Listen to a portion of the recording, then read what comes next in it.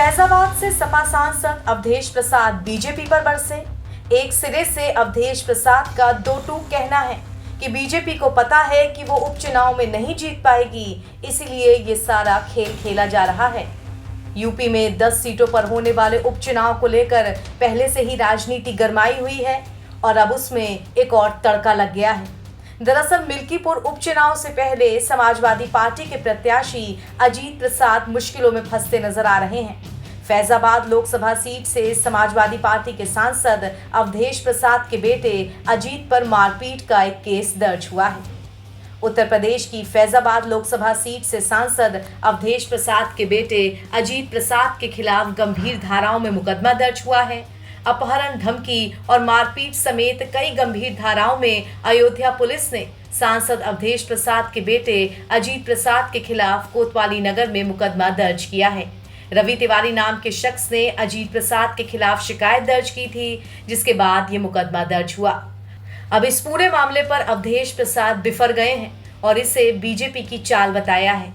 सच बात यह है कि मिल्कीपुर विधानसभा में उपचुनाव होना है और जिसमें हमारा बेटा अजीत प्रसाद को माननीय अखिलेश यादव जी ने पार्टी के हजारों कार्यकर्ताओं को कार्यालय में बुलाकर उनकी आम सहमत के आधार पर, सर्वसम्मत निर्णय के आधार पर हमारे बेटे अजीत प्रसाद को हमारी वो सीट, जिसको मैंने 12 जून को सांसद बनने के बाद खाली कर दिया था, उस पर चुनाव होना है और उम्मीदवार हमारा बेटा है।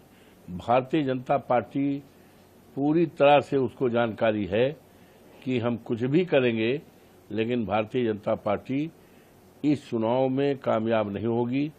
भारतीय जनता पार्टी बुरी तरह हारेगी। इसीलिए माननीय मुख्यमंत्री जी ने भी लगातार 3-4 मीटिंगें यहाँ की है, उसका कोई रिस्पांस नहीं है, बल्कि उल्टा रिस्पांस है।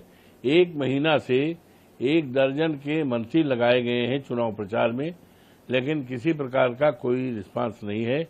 इनको इस बात की जानकारी है कि जिस तरह से अवधेश प्रसाद 54 फैजाबाद जनपद अयोध्या से लोकसभा सीट जीते हैं और जिसकी चर्चा केवल अयोध्या, फैजाबाद, उत्तर प्रदेश में और देश में नहीं, सारी दुनिया में है, और जिस सीट के लिए भारतीय जनता पार्टी दम भरती थी, खम भरती थी कि हमको राम को लाए हैं और हमें कोई हटा नहीं पाएगा, और वो सीट जीत करके आज इसको, इसलिए भारतीय जनता पार्टी को पता है कि हम चुनाव बुरी तरह हारेंगे, तो इसीलिए उन्होंने मेरे बेटे के ऊपर निराधार, असत्य और गलत तथ्यों के आधार पर मुकदमा दर्ज किया है।